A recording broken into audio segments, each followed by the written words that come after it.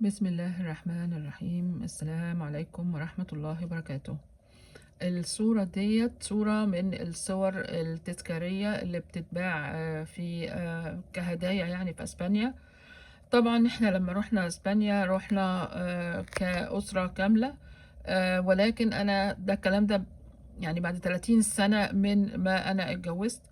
انا كنت عايزة اروح اسبانيا لما اول ما اتجوزت، لكن طبعا ما كانش فيه فرصة. فروحت الغردقة الحمد لله.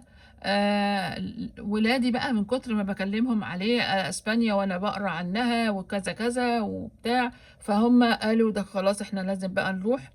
كانوا كلهم خلصوا وطبعا بيشتغلوا وحاجات زي كده. فلما رحنا قابلنا واحدة من الناس اللي هم قابلنا كتير الصراحة، من اللي هم بيرقصوا الرقصة الفلامينكو اللي انتوا شايفينها في الصورة دي، لابسين الزي الرسمي ليها يعني. فلما رحنا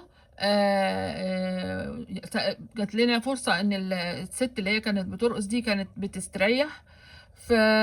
فسألتها يعني ايه فلامينكو. فقالت لي فلامينكو يعني باللغة العربية يعني فلاح منكوب، اختصار كلمة فلاح منكوب. ليه؟ لأن طبعا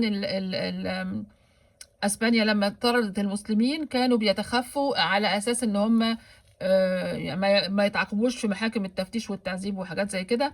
ولكن الرقصة دي فضلت موجودة، واللي هيسمعها على الحقيقة او هيشوف فيديو كويس ليها هيلاقي ان كلها حركات شبه يعني عصبية بتنرفزة، وبيحاولوا ان هم يطلعوا الطاقة السيئة اللي جواهم. وربنا ان شاء الله باذن واحد احد يهدينا جميعا.